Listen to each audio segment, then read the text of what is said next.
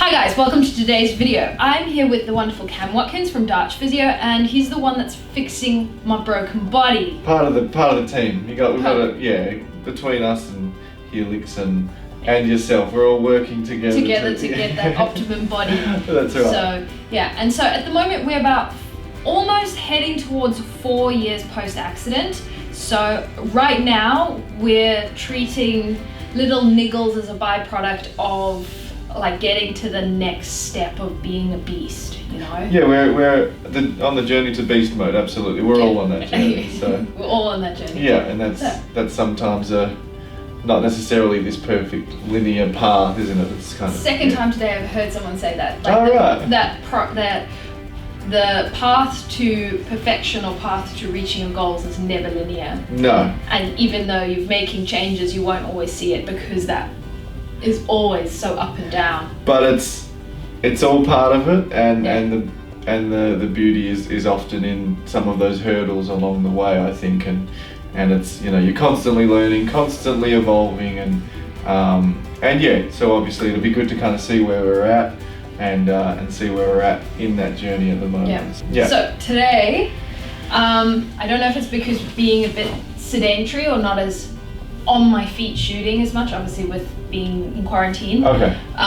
But it's almost as if I wondered if it was because I was being sedentary, and then I decided, okay, I'm going to actively be busier during the day around the house, things like that, and it didn't make much of a difference. So I'm thinking that the sciatic pain is very much a part of, it almost feels like my spine's being compressed, because those first 2 weeks out of quarantine were like quite heavy on the weights. Like I smashed it with the heavy weights. Didn't do a lot of cardio or like conditioning or anything like that. Okay. Just spent 2 hours squatting and cleaning and jerking and just enjoying it. And that was going well? It was going really well, but I may have overdone it a bit. Can you show me where you're feeling that? So down into my butt, down the bottom, in my hamstring, down through my calves, and I'll occasionally feel it on the outside or on the inside, and then down in the bottom of my foot. But you can at times feel good? Yeah. Okay, alright. So you're sitting upright, you're relaxed, life's good, and no symptoms? No. Awesome. No symptoms. But as soon as I relax, it's almost as when I'm holding myself and getting that like good posture, that feels good, but as soon as I relax, it's like everything gets squashed. Okay, all right, and you can feel that. You know, walking around, do you feel anything at all in the leg, the nerve? Occasionally I do. If I'm training, like I'll feel it in between my sets. Was there a moment that you've felt like you twinged something, irritated something, or was it just like a cumulative maybe, and you felt like it built up a little bit? I think I felt like it built up. Okay. I felt like maybe I was lifting heavy and not recovering properly. Yeah. We know that when we're dealing with our body, it's a very multifactorial thing that we're looking at. Let's look at this as like an electrical storm of a situation. Like in my mind, potentially it takes a perfect storm for that end product to be pain and inflammation and that nerve irritation that you're getting right now. And that isn't one thing, it's all of those facets that come into all play. combined, and potentially if we took one of those factors away, maybe you would have been absolutely fine. Maybe you could have kept going at that intensity because work was good, life was good, I'm sleeping great, all that sort of thing. And then we go, no, we're going really hard, which is absolutely fine, and you know, I have no issues with that. Yeah. But at the same time, you know, when we add in those other things, is the body recovering as well? Right. And then what I think of it as, particularly with our nervous system, it's like all of those factors, it just amplifies the nervous system, right? So it's like we're in that stress response a little bit more, we're in that fight or flight, which turns up the nervous system, sort of sensitizes everything. And in that state, you're much more prone to feeling pain, to feeling irritation. And also when you don't have enough sleep, your cortisol levels are sitting at an all-time high. Cortisol's high. We know there's a direct relationship with cortisol and inflammation. So then inflammation's up. So we've got pain sensitivity goes up because the nervous system's in fight or flight, which means you're kind of on and you're ready, and then we go cortisol's up, and that's your stress response. So it wasn't that you were going too hard with the training, it was just that was part of that storm the whole that thing. Just creates that's right. Exactly right. Yeah. So come jump up for me. Come have a lie down on your back, please. Alright, you just shuffle up the bed there. Alright, so I'm just checking out how irritated the nerve is, alright? Okay. So can you lift this up? We want to go as high as you can. Tell me as soon as you feel tension, alright? Nice straight leg raise, that's pretty good. And what do you feel there? Just tightness, like Just tension. tight. I can feel it in the bottom of my foot as well. Okay, a little bit on that side. Yeah. Alright, now tell me how we're going here. Yeah, I can feel it there. Can I please get you on your tummy for me, please? Perfect, and you can just relax. I just want to have a feel of a couple of things, and I'm even just going to check your reflexes, just for fun. Good reflex. Good. Alright, lovely reflexes. Let's talk about the nerve. The nerve provides, it's like our electrical kind of circuitry for our body. And it provides motor output. Now I'm going to do a little bit of work here. I want you just to feel pressure and pain where my elbow is not necessarily that radiating pain. So tell me if you're getting like crazy radiating pain, alright? If you piss off a nerve and aggravate it, it's very painful and it feels like what you're feeling. Now for us to kind of assess the severity of it, I just checked your reflexes and they were really nice and sharp. Good. So then we go, okay, the nerve is conducting perfectly fine. You have no actual weakness and potentially a little patchy area of reduced sensation with that feeling of numbness, but we can safely say that you're not losing any function of the nerve. It's just angry and it's just annoyed. So we can kind of reduce the concern around what's going on, and just focus on how we can actually sort this out.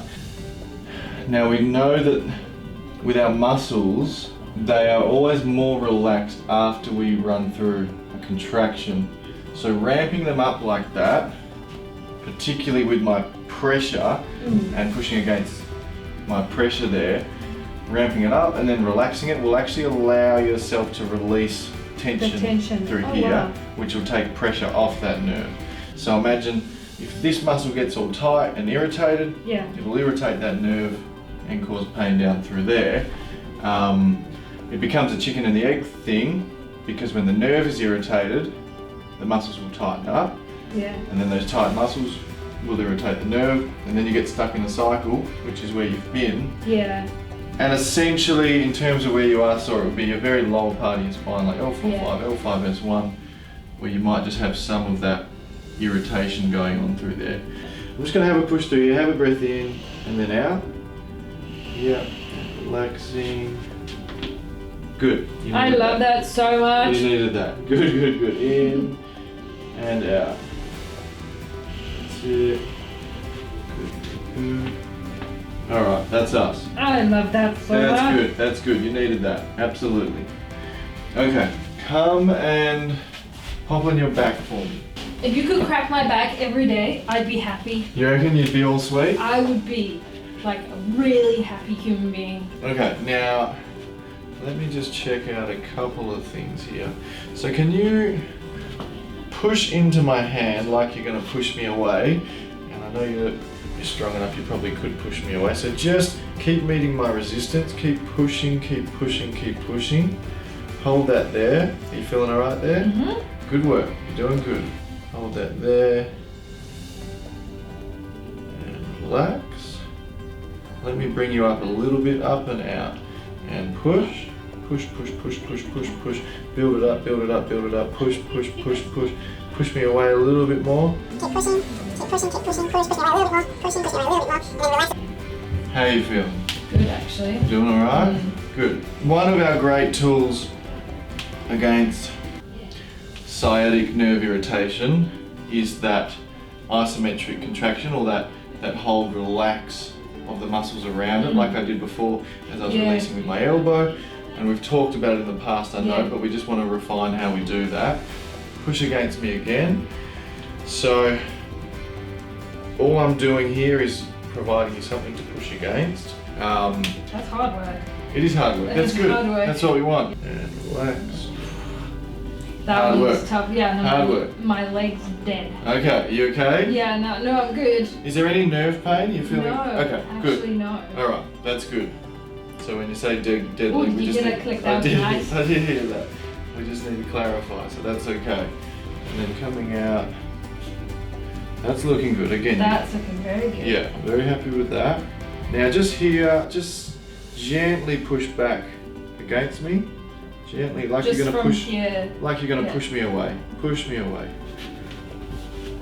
Push, push, push, push, push. So look, this is all about getting the right balance, because if you overdo this stuff, you might irritate the nerve a little bit, right? Yeah. So we just need to get that balance, right? Okay. Push me away. Push me away. Hold that there. Hold that there. That's good. Keep going, keep going, keep going. How's your glute feeling?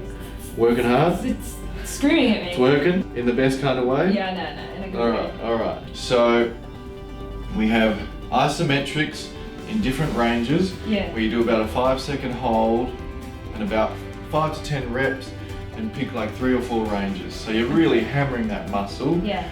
But then afterwards it's like it's all warm and it's relaxed. And like you've mentioned, once you're feeling warmer and relaxed, it's better. So this will be part of like your prehab. Prehab. Okay. Yeah. So tell me when any tension kind of comes on. Okay. Wow. It's sort of not coming on. So that's good. That's good.